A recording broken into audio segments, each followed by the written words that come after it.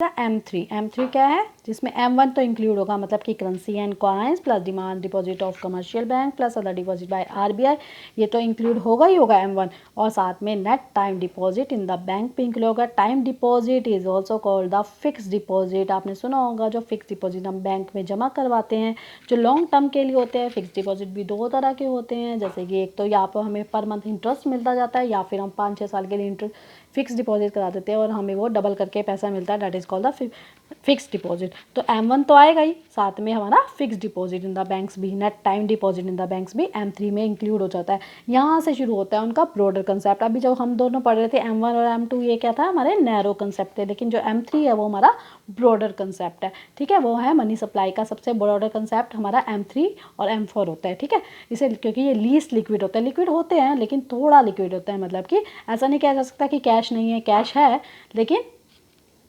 उसके बाद इसे लीस्ट लिक्विड भी कहा जाता है। ठीक है, और नेक्स्ट ना लास्ट है M4 में M3 आता है, मतलब M1 तो सब में है ही है, M1 आएगा, साथ में फिक्स डिपॉजिट भी आएगा, और साथ में M3 plus total deposit with post saving bank, total deposit with post saving bank, जितने भी डिपॉजिट हम पोस्ट अकाउंट बैंक में जमा कराते हैं उसमें, मतलब इसमें नेशनल सेविंग सर्टिफिकेट को हटा दिया जाए और जितने भी total deposit post saving banks में आते हैं वो सारे इसके अंदर इंक्लूड किए जाएंगे। ठीक है, तो M3 को एक चीज़ और ध्यान रखो, M3 को हम एग्रीगेट मॉनेटरी रिसोर्ट भी कहा जाता है, एग्रीगेट मॉनेटरी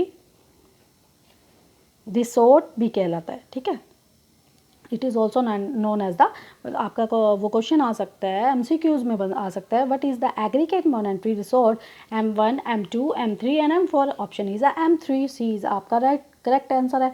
तो इस तरह से आपके क्वेश्चन आ सकता है किसी भी इकोनॉमी। अच्छा, अब एग्रीगेट मॉनेटरी रिसोर्ट होता क्या है, किसी भी इकोनॉमी का ये जो M3 है वो एक्चुअल में वो पैसा है, मतलब कि एग्रीगेट मॉनेटरी रिसोर्ट एक वो एक्चुअल में वो पैसा है जो पब्लिक के पास एक्चुअल में है।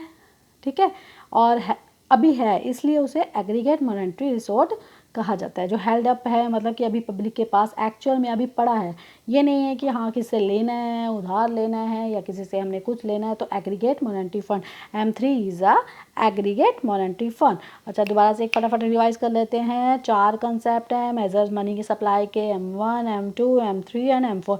M1 में क्या आता है, currency and coin. Currency and coins होते क्या हैं, जो कि गवर्नमेंट द्वारा इशू किए जाते हैं और कहीं भी एक्सेप्टेबल है, नेशन में किसी भी नेशन में एक्सेप्टेबल है, plus demand deposit of the commercial bank, जो डिमांड डिपॉजिट खुद हम डिमांड करते हैं कि हमारा डिपॉजिट बैंक में अकाउंट खोला जाए, हम वो हमारे पास नहीं आता कि अकाउंट खुलवाओ, और plus other deposit by RBI। Other deposit में 2 चीज़ें नहीं आती, क्या नहीं आती, कमर्शियल बैंक का पैसा जो RBI के पास है वो इंक्लूड नहीं करते, और सरकार का पैसा जो RBI के पास है हम उसमें इंक्लूड नहीं किया जाता। ठीक है, M2 में M1 तो आएगा, plus saving deposit with post office saving bank भी इंक्लूड होगा। Saving deposit with post office saving bank में, मतलब जो पोस्ट ऑफिस में भी हम सेविंग करते हैं वो भी हम इसके इंक्लूड कर देते हैं। ये दोनों कौन से कंसेप्ट होते हैं, नैरो कंसेप्ट होते हैं, क्योंकि ये लिक्विड फॉर्म में है। सबसे ज़्यादा लिक्विड फॉर्म कौन सा है, M1 है।